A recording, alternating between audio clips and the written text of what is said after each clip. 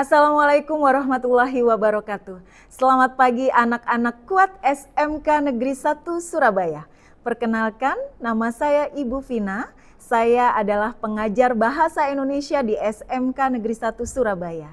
Pada video pembelajaran hari ini, kita akan berlatih cerdas menghadapi TKA. Sebelum kita memulai latihan soal dan pembahasannya, ada baiknya kita mengetahui terlebih dahulu apa itu TKA.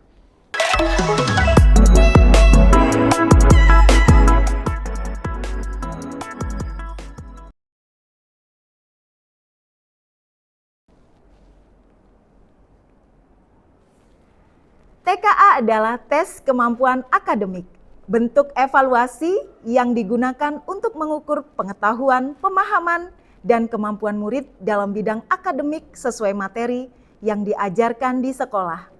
TKA dirancang dengan tingkat soal berbasis HOT, High Order Thinking Skill, dan TKA berperan penting bagi murid yang ingin masuk perguruan tinggi melalui jalur prestasi atau SNBP.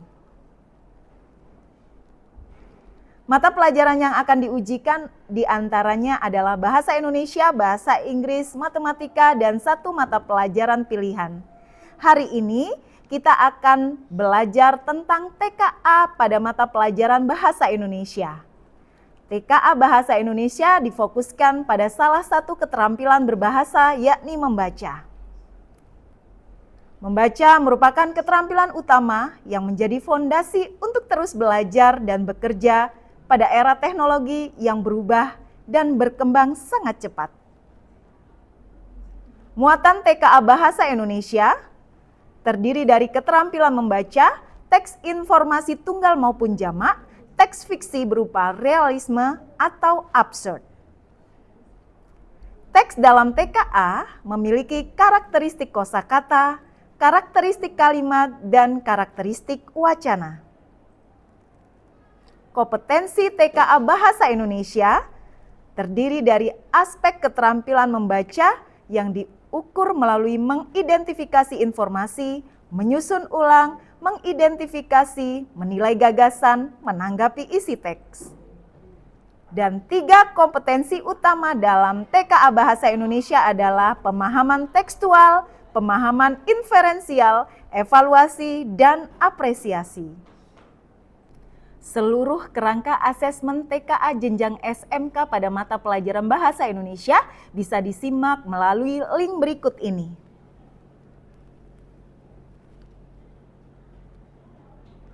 Baik anak-anak, setelah kita mengetahui kerangka asesmen TKA Bahasa Indonesia, selanjutnya ada tips singkat untuk menaklukkan TKA Bahasa Indonesia.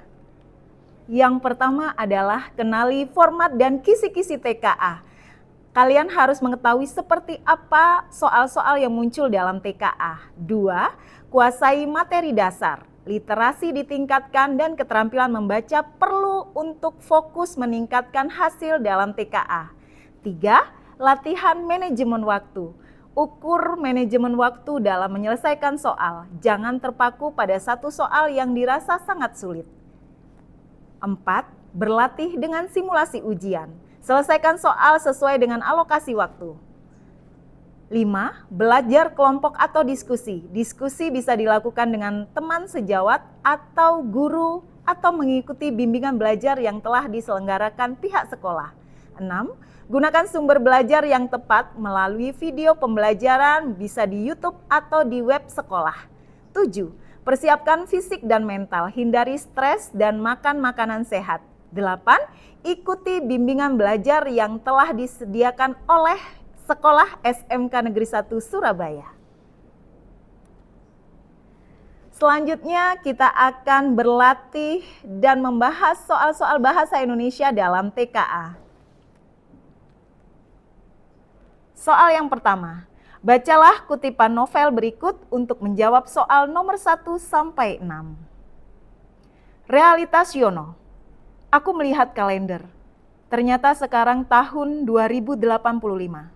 Aku baru ingat sudah 15 tahun berlalu sejak Indonesia mulai bangkit dalam segala bidang. Para ilmuwan mengembangkan riset terdepan dan wirausahawan memimpin bisnis tingkat dunia. Dari mulai permainan mencari karakter kartun melalui ponsel hingga virtual reality. Lembaga penelitian pun tak ketinggalan. Para ilmuwan segera melakukan penelitian terdepan. Hasilnya adalah apa yang aku rasakan sekarang. Aku tidur di siang hari dan beraktivitas di malam hari. Meskipun begitu, tak ada satupun aktivitasku yang terganggu. Kuliah, bekerja, menonton bioskop, berinteraksi dengan tetangga, dan lain sebagainya. Semua normal seperti kehidupan biasa. Seperti kali ini, jam 2 pagi, aku baru ingat belum mengikuti kuliah tadi siang. Maka aku hanya perlu membuka laptop tipis berkecepatan tinggi di atas mejaku, menghubungkannya dengan headset, lalu memasangnya di kepalaku. Yap, sekarang aku sudah berada di ruang kelas mengikuti kuliah. Selamat datang Yono, sapaan Pak dosen membuyarkanku dari buku tulis di depan. Iya Pak, sepertinya kau selalu bersemangat mengikuti kuliah ini. Aku tak menjawab. Atau ini karena teknologi rekaan core itu? Pak dosen bertanya simpul. Aku tertawa menjawabnya. Lebih tepatnya begitu Pak. Aku lanjut mengikuti kuliah. Memperhatikan lamat-lamat sampai kuliah selesai. Setelah kuliah selesai, segera aku lepas headset dari kepalaku dan ruang kelas berubah menjadi kamarku lagi. QOR, Quantum Optronic Reality. Begitulah teknologi ini biasa dipanggil. Optronik menggunakan pergerakan cahaya dengan kecepatan tinggi untuk mengolah informasi. Kuantum memungkinkan seseorang berada di dua tempat sekaligus.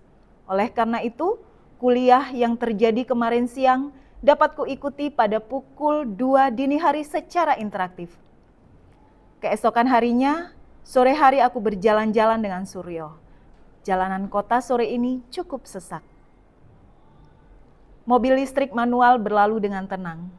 Begitu pula mobil otonom yang berlalu lalang tanpa henti.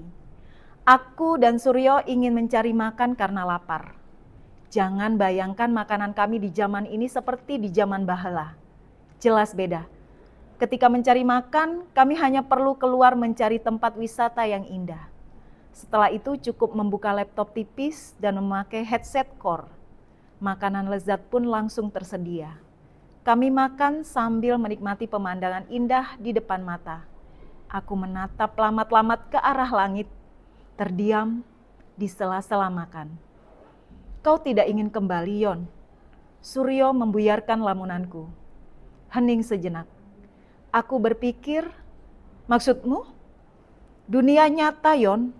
Aku tersenyum simpul. Hah? Aku menikmatinya, Suryo. Walaupun semua ini tidak nyata, makanan yang kau makan, bangunan yang kau lihat, langit yang kau pandang, bahkan aku yang selalu menemanimu, kau sadar kalau semua ini tidak nyata kan? Aku melanjutkan makan. Suryo benar, semua tidak nyata. Makanan yang kumakan, bangunan yang kulihat, langit yang kupandang, dan teman yang selalu menemaniku ini, dulu aku pernah berniat kembali meninggalkan seluruh teknologi core ini. Tapi ini semua begitu mengesankan dan aku tak kuasa meninggalkan. Hari ini terhitung 5 tahun sejak pertama kali aku menggunakan core. Sejak saat itu, aku membuat dunia rekaan menurut pikiranku sendiri. Aku bahkan sudah tidak bisa membedakan mana realitas dan mana maya. Tersesat dalam realitas rekaanku sendiri. Tapi tak usah lebay. Itu bukan masalah besar.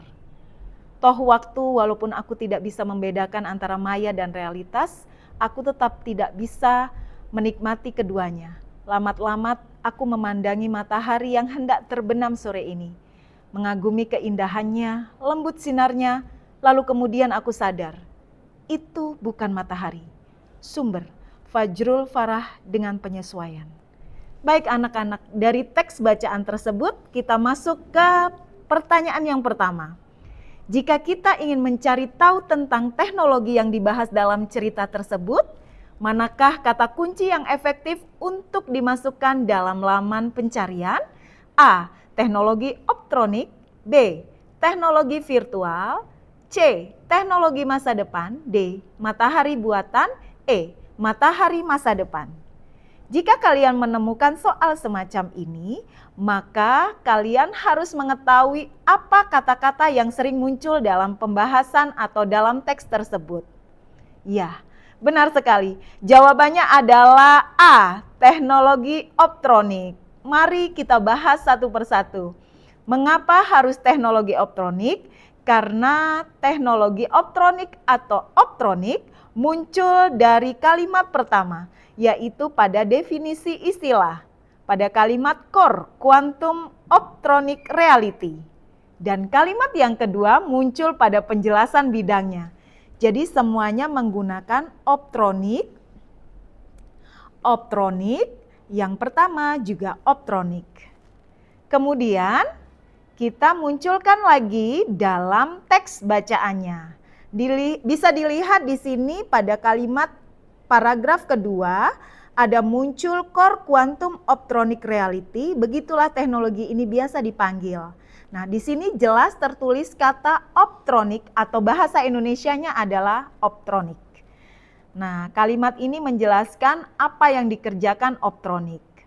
Dua kalimat ini menjelaskan antara istilah teknis, yaitu optronik, kemudian adalah untuk mencari kata kunci yang paling efektif menggunakan kata optronik. Jadi jawabannya adalah A. Tips mengerjakannya untuk soal-soal literal semacam ini, bahwa carilah jawaban yang langsung ada dalam teks. Ciri-ciri pertanyaan dari soal semacam ini adalah kata kunci pertanyaannya mirip dalam kalimat di dalam teks. Jadi tipsnya yang pertama adalah teknik membaca scanning. Cari kata kunci yang sama persis di dalam teks. Kemudian garis bawahi kalimat yang mengandung definisi, angka, atau prosedur. Jangan ditambahkan dengan pengetahuan sendiri. Semoga dipahamin ya. Kita berlanjut ke pertanyaan yang kedua. Kali ini adalah kita memilih pertanyaan benar atau salah pada statement berikut ini. Mengapa Yono baru melakukan atau mengikuti perkuliahan pukul 2 pagi? A. Melewatkan perkuliahan pada siang hari. B. Menjalankan kehidupan nyata di siang hari. C. Terbiasa beraktivitas pada malam hari. Mari kita bahas satu persatu pernyataan berikut ini. Yang pertama, untuk statement melewatkan perkuliahan pada siang hari, benar. Menjalankan kehidupan nyata di siang hari, salah. Terbiasa beraktivitas pada malam hari, benar. Semuanya ada dalam teks realitas Yono. Mari kita bedah satu persatu.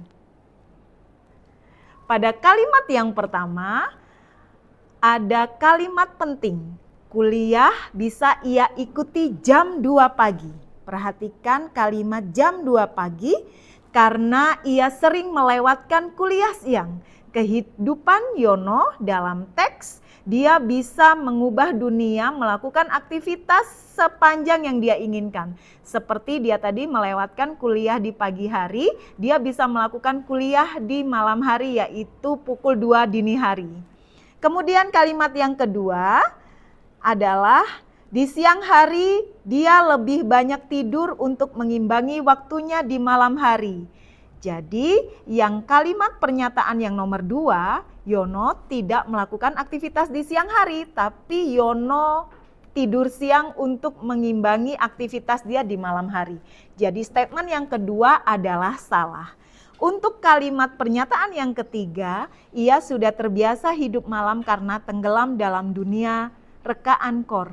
Tepat sekali, dalam teks sudah muncul sekali anak-anak. Nah, perhatikan, Ibu sudah menyiapkan paragraf-paragraf penunjang yang di sini menunjukkan bahwa penguatan untuk statement pernyataan yang pertama, bahwa ia mengikuti kuliah di jam 2 dini hari secara interaktif karena kemarin siang dia tidak mengikuti perkuliahannya. Kemudian kalimat yang kedua dibantahkan karena pada waktu pagi hari Yono memilih tidur siang karena beraktivitas di malam hari.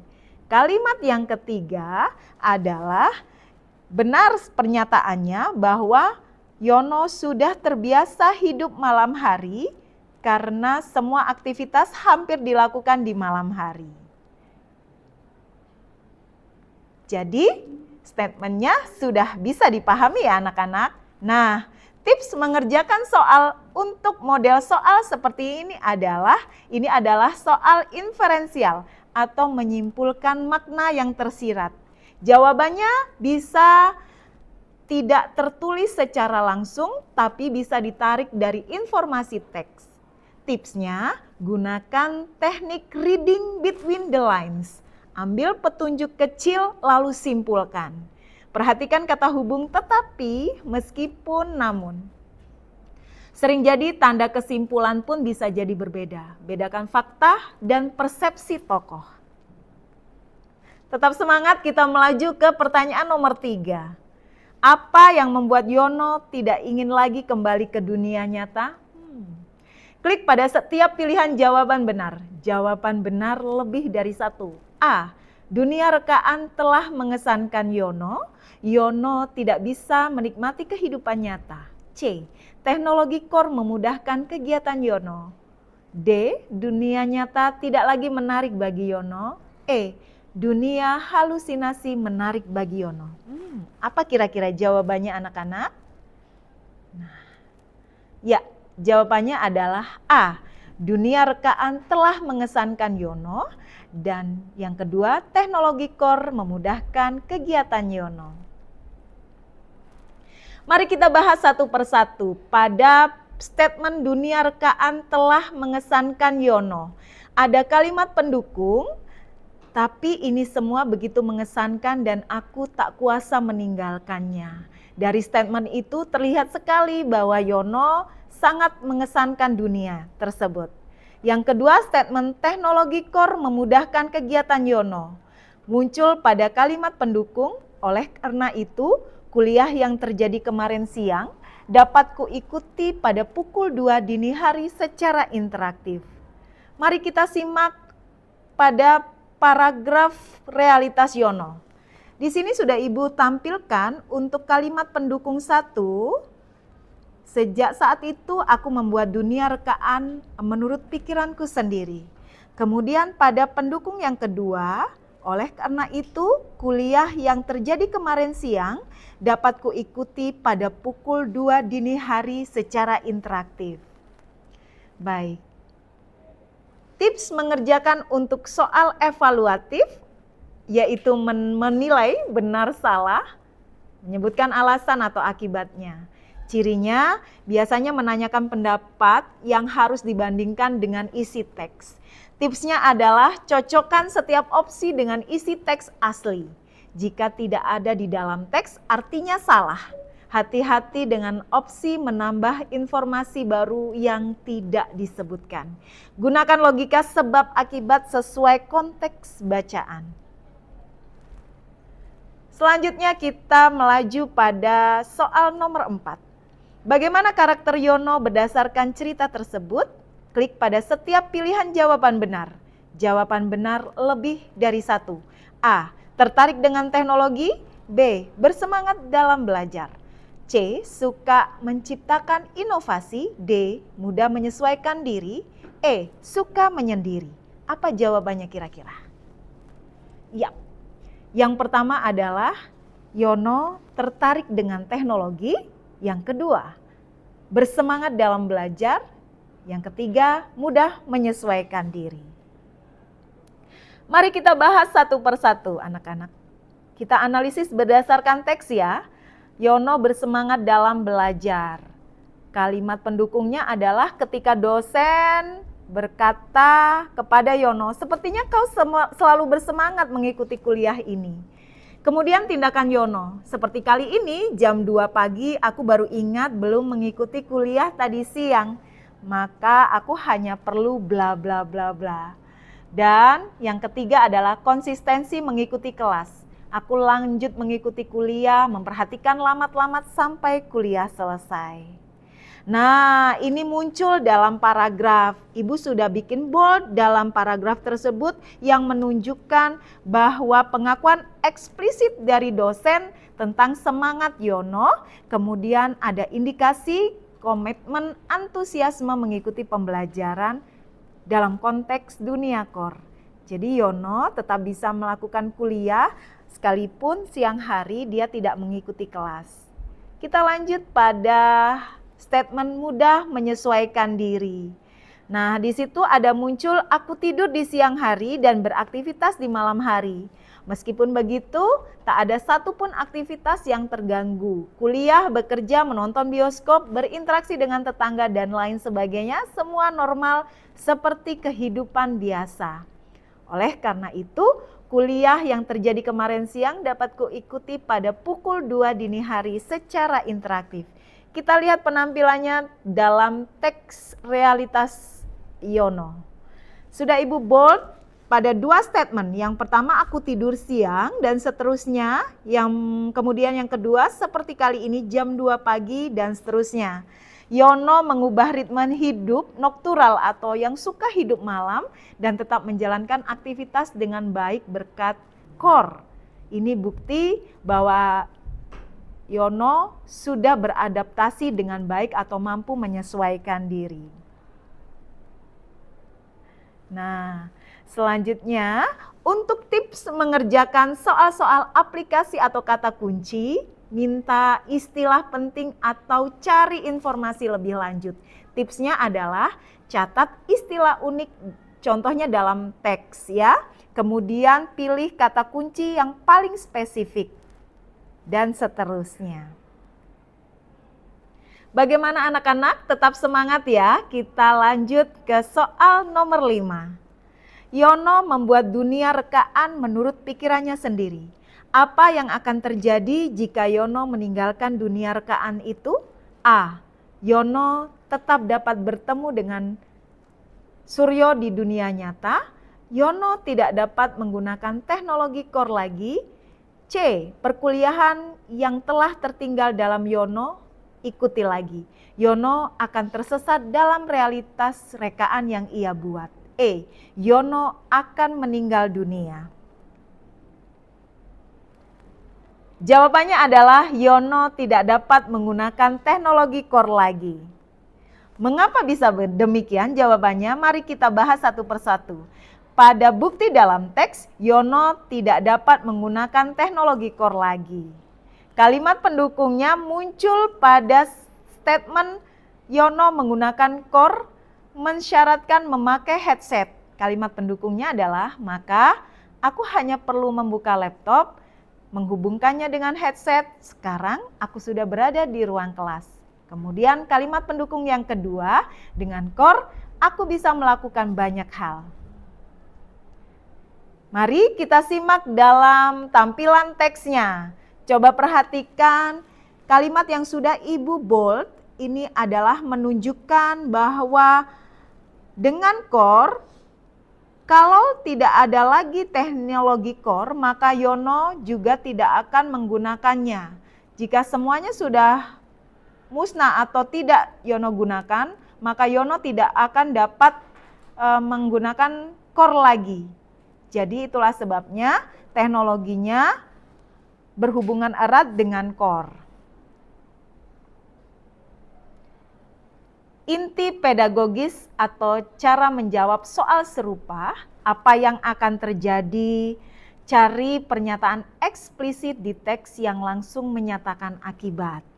Bila teks menyatakan secara langsung, jangan klaim kebenaran. Tandai tidak dapat disimpulkan atau salah sesuai konteks soal atau format penilaian. Hindari membuat asumsi tentang motivasi atau keadaan orang lain kecuali teks memberi bukti secara langsung. Baik anak-anak, kita akan melaju pada soal nomor 6. Aku bahkan sudah tidak bisa membedakan mana realitas dan mana maya. Bagaimana pendapatmu mengenai pernyataan Yono tersebut? Klik pada setiap pilihan jawaban benar. Jawaban benar lebih dari satu. A. Yono tidak ingin kembali lagi ke dunia rekaan itu. B. Yono sudah terbiasa hidup dengan dunia rekaan core. C. Yono sangat menikmati hari-harinya dalam dunia rekaan. D. Dunia rekaan Yono tidak mirip dengan dunia nyata. E. Yono akan meninggal dunia. Kira-kira jawabannya apa anak-anak? Tepat sekali. Jawabannya adalah Yono sudah terbiasa hidup dengan dunia rekaan KOR. Yono sangat menikmati hari-harinya dalam dunia rekaan. Mari kita bahas satu persatu pernyataan tersebut. Yang pertama, pernyataan Yono dalam teks, aku sudah tidak bisa membedakan mana realitas dan mana maya. Yono terlalu sering berada dalam dunia KOR sehingga realitas maya terasa sangat nyata bagi Yono. Analisis dalam teks, Yono sudah terbiasa hidup dengan dunia rekaan. Nah, di sini ada kalimat pendukungnya, yaitu statement, aku bahkan sudah tidak bisa membedakan mana realitas dan mana maya. Dia seolah tersesat dalam realitas rekaannya sendiri. Kemudian statement yang kedua adalah Yono sangat menikmati hari-harinya dalam dunia rekaan. Kalimat ini mengindikasikan bahwa Yono menikmati kenyataan maya sehingga membuatnya betah. Kalimat pendukungnya adalah, aku bahkan sudah tidak bisa membedakan mana realitas dan mana maya. Tersesat dalam rekaanku sendiri. Mari kita simak dalam teksnya. Ya, benar. Yang sudah Ibu bold ini adalah menunjukkan kalimat yang menunjukkan bahwa Yono sudah menyesuaikan diri dan terbiasa hidup di dalam KOR. Kemudian statement yang kedua, pada statement dunia nyata Yon, aku tersenyum simpul. Hah? Aku menikmatinya Suryo. Yono terlihat sangat menikmati kehidupannya di KOR sampai dunia nyata tidak dipedulikannya. Ya. Pada soal-soal untuk informasi tersurat atau literal, cirinya adalah menanyakan informasi yang disebut langsung di dalam teks. Tipsnya, cari kalimat kunci dalam bacaan, jangan menambahkan pengetahuan di luar teks. Nah, anak-anak, kita akan melaju pada bacaan kutipan novel untuk soal nomor 7 sampai dengan 10. Ibu akan membacakannya, tolong disimak dengan seksama. Belajar secara optimal. Hasil yang optimal dalam belajar hanya akan dapat direalisasikan dengan menjaga fokus selama proses belajar. Saat kita fokus, banyak manfaat yang dapat kita rasakan, mulai dari peningkatan nilai, peningkatan kepercayaan diri, serta pengembangan potensi diri dan kebiasaan yang baik. Saat seseorang sudah mampu untuk fokus dalam belajar, semangat belajar pun tentu akan semakin meningkat. Beberapa hal dapat dilakukan untuk dapat membantu dalam memaksimalkan fokus belajar adalah 1. Tempat yang mendukung. Saat kita belajar, tempat yang terlalu ramai biasanya akan membuat kita terganggu dan menjadikan kita sulit untuk fokus dalam membaca, menghitung, atau mengerjakan tugas lainnya. Menemukan tempat yang kondusif seperti tempat yang tenang akan membantu fokus kita dalam belajar. 2. Memutar musik tanpa lirik. Sebuah artikel yang dirilis oleh Florida National University di tahun 2019 menjelaskan bahwa pada saat musik dimainkan, terdapat aktivitas otak kanan dan kiri pada hemisfer yang terjadi di saat bersamaan. Hal ini terlihat melalui eksperimen teknik fMRI, teknik pemindai otak melalui gambar grafis yang terekam dalam komputer. Hal ini akan membantu memaksimalkan proses belajar dan menyimpannya ke dalam memori. Memutar musik saat belajar akan meningkatkan kemampuan kognitif. 3. Belajar cerdas bukan keras. Hasil akan lebih maksimal saat kita bekerja cerdas dibanding keras. Perlu kita temukan cara untuk belajar cerdas. Terdapat satu metode manajemen waktu yang dapat membantu proses belajar, yakni teknik Pomodoro. Teknik Pomodoro membantu mengatur fase belajar kita sehingga kinerja otak, tubuh, dan mental dapat dioptimalkan. Teknik Pomodoro adalah salah satu teknik belajar optimal. Berikut adalah gambar yang menjelaskan teknik Pomodoro. Silakan disimak dengan seksama. Berdasarkan gambar tersebut, dapat dijelaskan bahwa implementasi teknik Pomodoro dalam belajar adalah mengatur fase-fase dalam belajar dengan memaksimalkan waktu yang ada. Secara sederhana dapat dirangkum dalam beberapa langkah, yaitu belajar dalam waktu 25 menit dengan memasang alarm. Setelah itu kita harus beristirahat selama 5 menit. Lakukan pola belajar ini selama 4 kali. Setelah sesi keempat, maka dianjurkan untuk kita istirahat selama 30 menit. Dengan menjaga pola ini, penelitian membuktikan bahwa fokus belajar akan lebih optimal. 4. Menjauhi gangguan eksternal. Terkadang yang menjadi kendala dalam belajar secara fokus adalah distraktor dari luar, mulai dari godaan media sosial hingga teman atau keluarga. Gangguan ini harus diantisipasi. Beberapa cara dapat dilakukan mulai dari mematikan ponsel, meminta kerjasama orang di sekitar untuk tidak terlalu berisik, tidak membuka laman selain bahan belajar, atau menjauhkan ponsel genggam jauh dari jangkauan. Tips-tips tersebut dapat dilakukan untuk memaksimalkan fokus belajar. Tidak hanya saat belajar, kelak jika kita akan melakukan pekerjaan yang membutuhkan fokus, cara-cara ini tentu dapat diimplementasikan. Baik anak-anak, kita menuju ke pertanyaan nomor 7. Salah satu implementasi teknik Pomodoro saat belajar adalah A. Memutar musik, B. Memasang alarm, C. Mematikan ponsel, D. Menemukan tempat, E. Menyalakan ponsel. Kira-kira jawabannya apa anak-anak? Benar sekali, memasang alarm. Mari kita bahas satu persatu. Bukti dari narasi teks. Teknik Pomodoro dilakukan dengan cara membagi waktu menjadi 25 menit, kemudian memasang alarm, lalu beristirahat 5 menit sebelum kembali belajar. Yang kedua, kata kunci langsung menunjukkan bahwa inti implementasi Pomodoro adalah memasang alarm. Mari kita lihat dan cek secara langsung pada paragrafnya.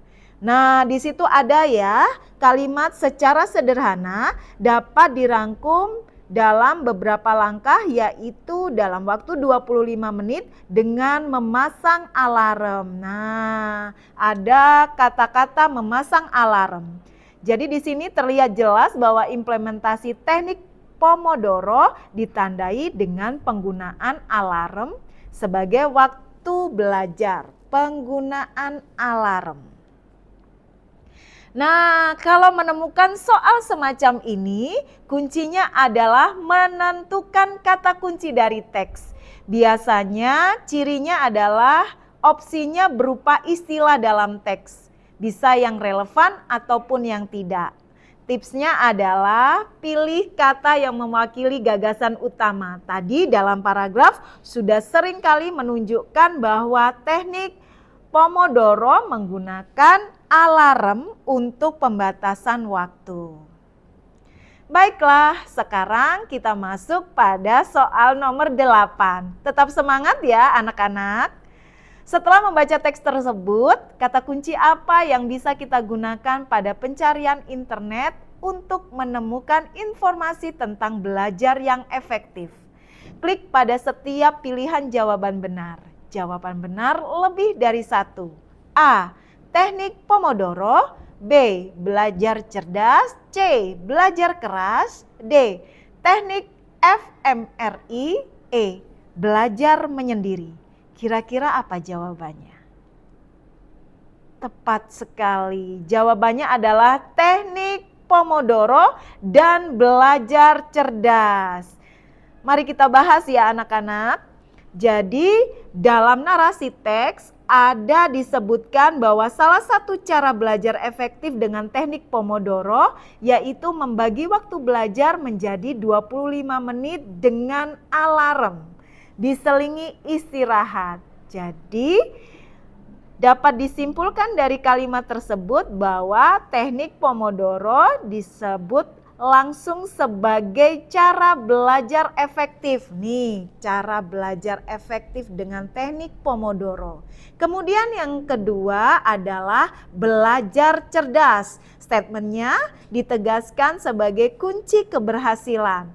Bisa dicek dalam teks yaitu keberhasilan pada belajar cerdas bukan sekadar belajar keras. Kita cek langsung ke narasi pada paragrafnya ya. Nih muncul yang sudah Ibu bold adalah teknik Pomodoro, kemudian temukan cara untuk belajar cerdas. Jadi jawabannya adalah teknik Pomodoro dan belajar cerdas. Tips mengerjakan soal semacam ini adalah misalnya ada karakter soal menentukan strategi belajar optimal. Ada pilihan yang sesuai atau yang bertentangan. Fokusnya adalah pada kunci belajar optimal. Bagaimana anak-anak? Tetap semangat ya. Kita lanjut ke soal nomor 9.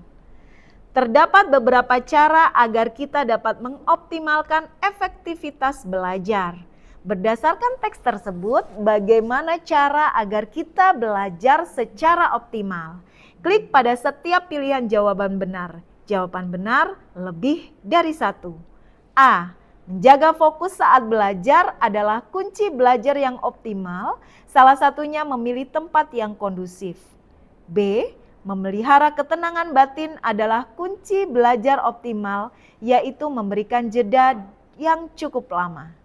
C. Mengontrol kinerja otak agar fokus dalam belajar adalah kunci belajar optimal seperti memutar musik tanpa lirik.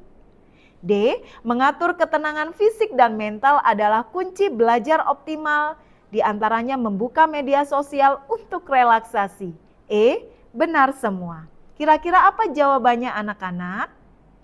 Tepat sekali, yang A, menjaga fokus saat belajar adalah kunci belajar yang optimal. Salah satunya memilih tempat yang kondusif.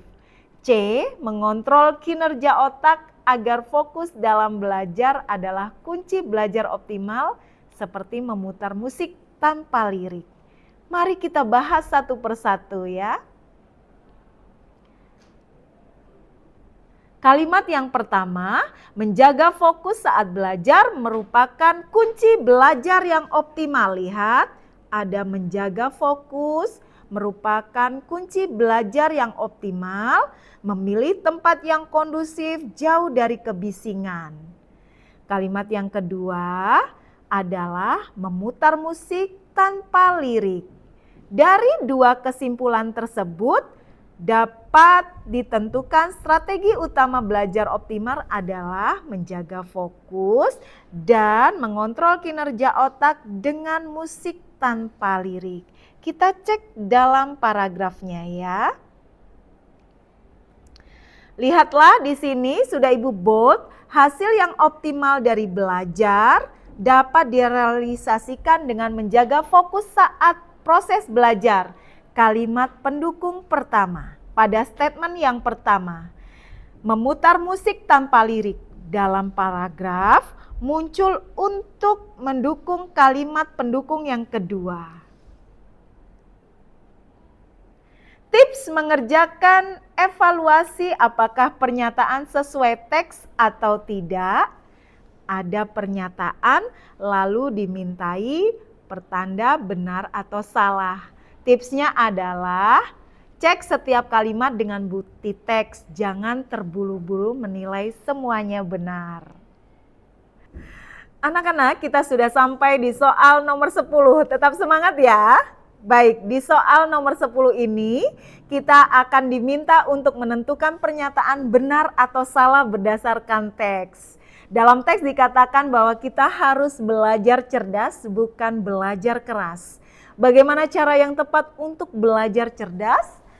Klik pada pilihan jawaban benar atau salah untuk setiap pernyataan berdasarkan isi teks. Yang pertama, dengan memanajemen waktu belajar, kerja otak, fisik, dan batin menjadi lebih optimal. 2. Dengan 6 fase belajar pada teknik Pomodoro dapat mengoptimalkan fokus belajar. 3. Dengan mendengarkan musik dan menjauhkan diri dari gawai membuat fokus belajar optimal. Mari kita bedah satu persatu pada setiap statementnya. Yang pertama adalah benar. Yang kedua, dengan 6 fase belajar pada teknik Pomodoro dapat mengoptimalkan fokus belajar. Benar. Dengan mendengarkan musik dan menjauhkan diri dari gawai, membuat fokus belajar optimal. Salah. Mari kita bahas satu persatu anak-anak. Yang pertama, cara untuk tepat belajar cerdas adalah ada sebuah statement dengan manajemen waktu belajar, kerja otak, fisik, dan batin menjadi lebih optimal. Di sini ditunjang pada kalimat pendukung belajar efektif bukan hanya soal membaca lama, tetapi bagaimana memanajemen waktu agar otak, fisik, dan batin bekerja optimal. Jadi sesuai ya dengan pernyataannya, mari kita cek pada paragrafnya. Nah, di sini lebih jelas sekali muncul terdapat satu metode manajemen waktu dapat membantu proses belajar, yaitu teknik Pomodoro. Dalam teks secara eksplisit menyatakan manfaat manajemen waktu terhadap keseimbangan otak, fisik, dan batin. Statement yang kedua, dengan 6 fase belajar pada teknik Pomodoro dapat mengoptimalkan fokus belajar. Coba perhatikan, pada kalimat dalam teks belajar dalam waktu 25 menit dengan memasang alarm. Setelah itu harus beristirahat selama 5 menit. Lakukan pola belajar ini selama 4 kali. Setelah sesi keempat, maka dianjurkan untuk beristirahat selama 30 menit. Nah, dalam paragraf teks tersebut menyebutkan 4 kali pengulangan, bukan 6 fase ya anak-anak. Jadi statement klaim 6 fase bertentangan dengan langkah-langkah yang telah tertulis dalam teks. Jadi kalian harus mengingat-ingat pada setiap paragraf kalimat pokoknya. Kemudian statement yang ketiga, dengan mendengarkan musik dan menjauhkan diri dari gawai membuat fokus belajar optimal. Di situ ada kalimat pendukung, sebuah artikel menjelaskan bla bla bla bla. Kemudian beberapa cara dapat dilakukan mulai dari mematikan ponsel atau menjauhkan ponsel genggam jauh dari jangkauan. Nah, kita simak anak-anak dalam paragrafnya. Sebuah artikel yang dirilis oleh Florida National University dan seterusnya. Kemudian ada kalimat terakhir, memutar musik saat belajar akan meningkatkan kemampuan kognitif. Statement yang kedua, beberapa cara dapat dilakukan mulai dari mematikan ponsel, meminta kerjasama orang sekitar dan seterusnya. Dua statement dalam teks ini mendukung. Yang pertama adalah musik tanpa lirik, yang kedua menjauhkan gawai, mengurangi distraktor. Jadi pernyataan gabungan kedua statement tersebut benar dan sesuai dengan paragraf dalam teks.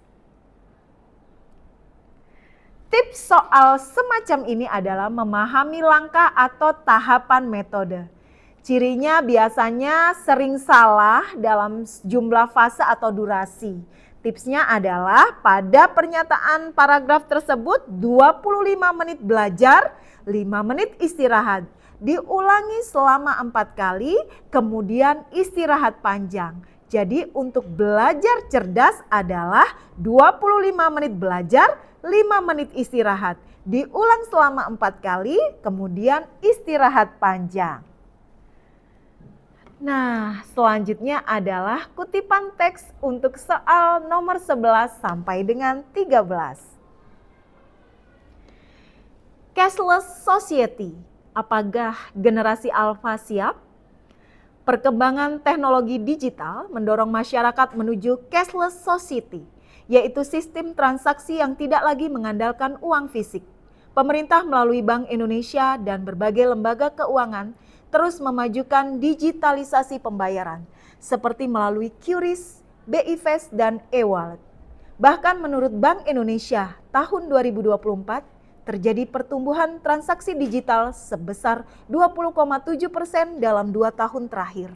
Di tengah tren tersebut muncul pertanyaan, apakah generasi alfa siap hidup sepenuhnya dalam sistem ekonomi tanpa uang tunai? Banyak pihak menilai generasi Alpha merupakan generasi paling siap menghadapi era ini. Mereka lahir di lingkungan digital dan sudah akrab dengan e-wallet, QRIS, dan layanan pay later. Menurut survei BRI AP tahun 2023, 60% anak muda menggunakan layanan keuangan digital untuk keperluan hiburan dan belanja daring. Adaptasi mereka terhadap teknologi sangat tinggi. Dukungan platform teknologi perbankan terbuka atau open banking juga membuat akses transaksi menjadi makin mudah. Namun, kesiapan teknologi belum tentu sejalan dengan kesiapan literasi keuangan. Banyak generasi Alpha belum memahami pentingnya pengelolaan uang secara bijak. Menurut Media Indonesia tahun 2023, 27% pengguna muda mengalami penipuan digital karena kurang paham keamanan cyber. Di sisi lain, kebiasaan menggunakan pay later dapat pertimbangan bisa menjerumuskan mereka pada utang digital. Gaya hidup instan mengaburkan batas antara kebutuhan dan keinginan, terutama jika tidak dibarengi dengan edukasi finansial sejak dini. Oleh karena itu, kesiapan generasi Alpha tidak bisa dinilai dari kemahirannya memakai teknologi semata.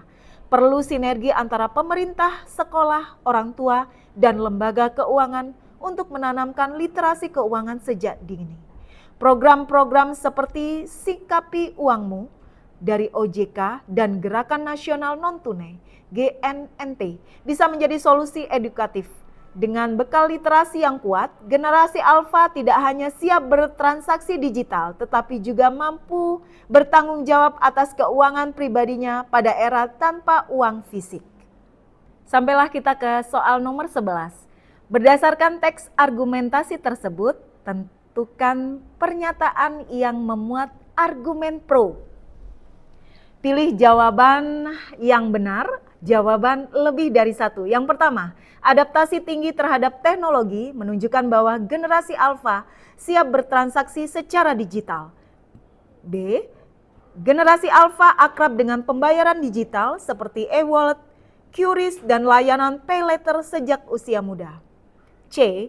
Banyak anak muda menggunakan e-wallet tetapi belum bisa membedakan kebutuhan dan keinginan. D. Generasi Alpha lahir pada era digital, tetapi belum memahami resiko keuangan dari sistem non-tunai atau digital. E. Benar semua. Apa anak-anak kira-kira jawabannya? Benar sekali. Yang A. Adaptasi tinggi terhadap teknologi menunjukkan bahwa generasi Alpha siap bertransaksi secara digital. B. Generasi Alpha akrab dengan pembayaran digital seperti e-wallet, QRIS, dan layanan pay later sejak muda. Nah, mari kita bedah pernyataan satu persatu.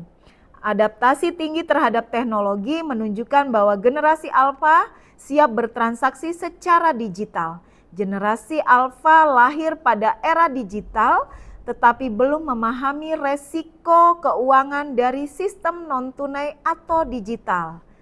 Kalimat pendukungnya adalah banyak pihak menilai generasi Alpha merupakan generasi paling siap menghadapi era ini, terbukti dengan mereka sudah akrab dengan e-wallet, QRIS, dan pay later.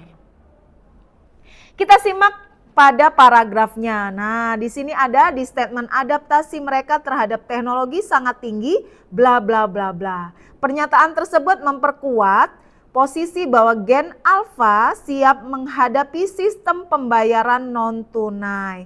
Pernyataan secara langsung mendukung ide utama dan argumen pro. Perhatikan anak-anak, soalnya tadi selain ada dalam teks paragraf juga mengandung argumen pro pada ide utama. Disimak ya, keterampilan membaca dibutuhkan.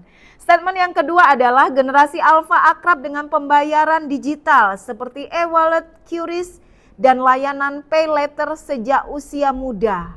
Dan ini benar anak-anak.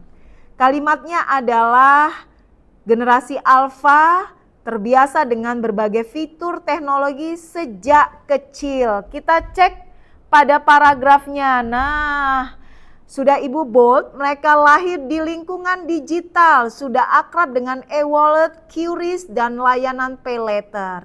Pernyataan tersebut menunjukkan kesiapan gen alpha dari sistem teknologi dalam menghadapi cashless society. Kita cek anak-anak, kalau pada soal sebelumnya Ibu tidak membahas pilihan pernyataan yang tidak sesuai. Tapi pada soal berikut ini, coba Ibu bedah untuk pilihan jawabannya C, D, E. Ketiga pilihan jawaban ini tidak sesuai. Mengapa tidak sesuai? Walaupun semuanya ada dalam teks, dalam paragraf, tapi ketiga pernyataan di atas itu bukan argumen pro anak-anak. Jadi dalam pertanyaannya selain ada dalam teks juga mengandung argumen pro. Untuk statement yang C ada kata tetapi. Untuk statement yang D ada kata konjungsi belum. Ini adalah menunjukkan pertentangan. Jadi justru adalah argumen kontra, bukan argumen pro sekalipun ada dalam paragraf. Tips mengerjakannya adalah kalian harus pintar-pintar menarik kesimpulan. Soal seringkali memakai kata kesimpulan yang tepat. Gabungkan ide-ide pokok tanpa menambah informasi baru. Kita melaju ke soal nomor 12. Kali ini adalah pilihan lagi tentang benar dan salah. Teks argumentasi tersebut memiliki argumen kontra. Perhatikan, teks argumentasi tersebut memiliki argumen kontra. Pernyataan manakah yang menunjukkan argumen kontra berdasarkan teks tersebut? A. Kemudahan teknologi finansial membuat generasi alfa terbiasa menggunakan e-wallet atau pay later. B. Generasi alfa belum tentu memiliki literasi keuangan meskipun mahir teknologi. C. Rendahnya pemahaman tentang keamanan digital membuat sebagian generasi alfa rentan tertipu. Mari kita cek. Nah, jadi jawabannya adalah untuk yang A salah, yang B benar, yang C benar. Mari kita bedah satu persatu anak-anak. Untuk pernyataan kemudahan teknologi finansial membuat generasi alfa terbiasa menggunakan e-wallet dan pay later. Di sini memang ada dalam paragraf. Tetapi anak-anak, mengapa dia bisa salah? Karena ini tidak mengandung argumen kontra. Jadi dia menunjukkan pro. Membuat terbiasa. Kemudian pernyataan yang kedua, generasi alfa belum tentu memiliki literasi keuangan meskipun mahir teknologi. Nah, di sini kalimat pendukungnya memang ada dalam teks. Banyak pihak menilai generasi alfa merupakan generasi paling siap menghadapi era ini. Mereka lahir di lingkungan digital dan sudah akrab dengan e-wallet, QRIS, dan layanan pay later. Nah, kita cek dalam paragraf. Pada statement banyak pihak menilai generasi alfa sudah akrab. Di sini memang ada dalam teks anak-anak, tapi mengapa salah? Karena ini mengandung argumen pro. Sementara soalnya diminta untuk mencari argumen kontra. Statement yang kedua, namun kesiapan teknologi belum tentu. Nah, di sini anak-anak ada argumen kontra. Memang gen alpha sudah siap dengan e-wallet, QRIS, dan seterusnya, tetapi belum tentu sejalan dengan kesiapan literasi keuangan. Nah, yang ketiga, rendahnya pemahaman tentang keamanan digital membuat sebagian generasi alfa rentan tertipu. Kalimat pendukungnya adalah menurut media Indonesia tahun 2023, 27% pengguna muda mengalami penipuan digital karena kurang paham keamanan cyber. Kita cek dalam paragrafnya. Nah, di sini anak-anak, bisa dilihat bahwa kesiapan teknologi belum tentu. Nah, belum tentu itu menunjukkan bahwa argumennya adalah kontra sesuai dengan pertanyaan pada soal ini. Pernyataan di atas mengkritisi bahwa generasi alfa sepenuhnya belum siap menghadapi cashless society.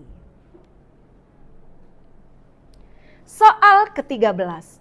Apa hubungan antara paragraf kedua dan paragraf ketiga dalam teks argumentasi tersebut? A. Paragraf kedua menunjukkan kesiapan generasi alfa secara teknologi, sedangkan paragraf ketiga membandingkan kesiapan teknologi dengan kesiapan keuangan generasi alfa. B. Paragraf kedua menggambarkan penggunaan teknologi digital oleh generasi alfa, sedangkan paragraf ketiga membandingkan dengan perlunya edukasi keuangan sejak dini. C. Paragraf kedua menyampaikan bahwa generasi alfa terbiasa bertransaksi digital, sedangkan paragraf ketiga membandingkan dengan resiko utang digital yang mungkin mereka alami. D.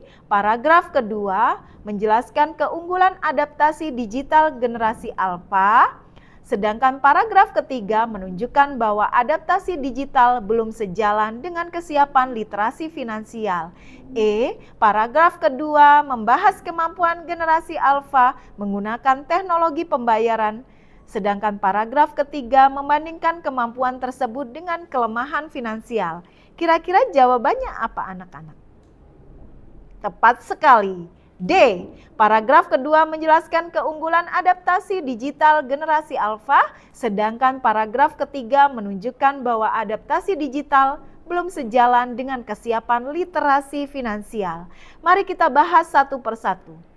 Paragraf kedua menjelaskan keunggulan adaptasi. Paragraf ketiga menunjukkan bahwa adaptasi digital belum sejalan dengan kesiapan literasi finansial.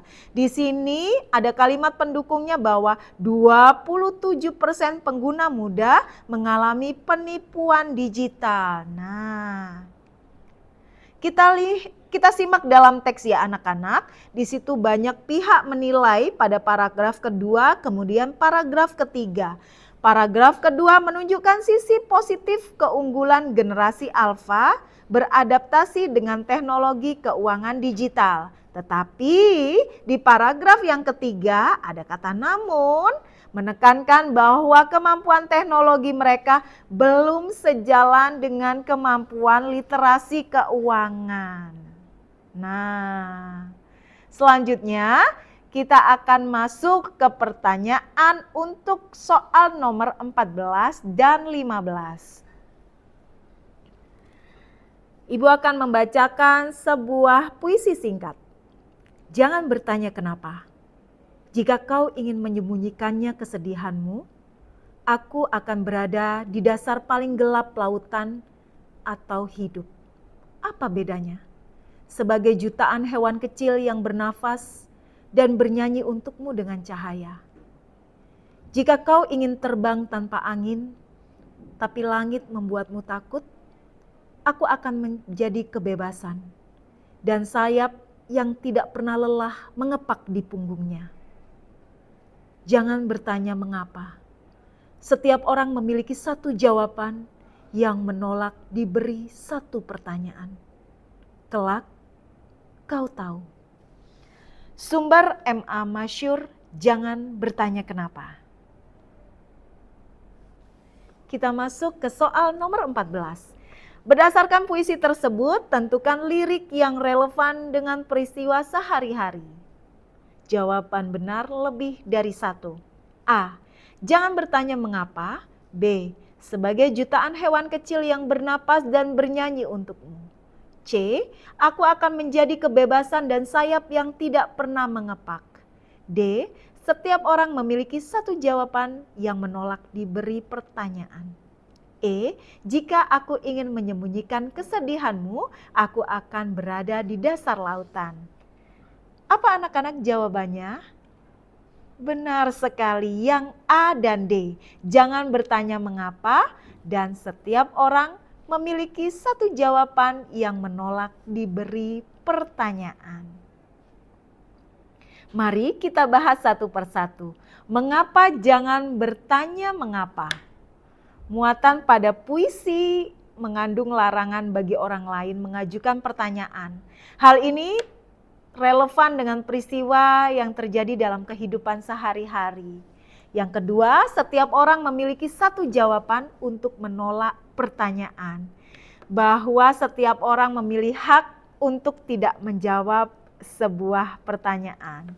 Nah, sebagai penutup pada video kali ini, Ibu punya satu pertanyaan, silahkan kalian menentukan jawabannya, yaitu menentukan sesuai atau tidak sesuai untuk setiap pernyataan berikut. Yang A, tokoh aku adalah seorang yang enggan berkorban untuk orang lain. B, tokoh aku menawarkan keceriaannya untuk menghibur seorang yang ia sayangi. C, tokoh aku mewajibkan semua pernyataan harus dijawab. Silakan kalian tentukan jawaban pada masing-masing pernyataan berikut. Demikianlah video pembelajaran bahasa Indonesia untuk persiapan TKA kali ini. Ingat pesan Ibu, jangan lupa bertanya jika tidak tahu. Salam dari SMK Negeri 1 Surabaya. Kuat. Wassalamualaikum warahmatullahi wabarakatuh. Sampai jumpa.